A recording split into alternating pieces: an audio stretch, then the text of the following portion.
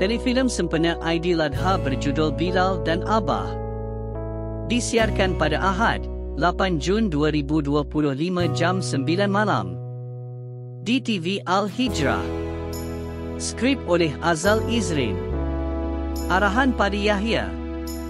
Terbitan Mace All Star United Sendirian Berhad. Dibarisi pelakon hebat seperti Azhan Rani sebagai Bilal, Umi Nazira sebagai Fatihah, Harun Hashim sebagai Hashim, Luqman Hafiz. Telefilm ini mengisahkan seorang lelaki autism bernama Bilal yang bercita-cita untuk ke umrah. Dia juga pernah difitnah ketika berada di dalam surau sehingga menimbulkan pertengkaran. Rezeki buatnya apabila ditaja oleh seseorang hamba Allah untuk ke Mekah bersama bapanya. Dapatkah Bilal merealisasikan impiannya untuk melaungkan azan di Mekah?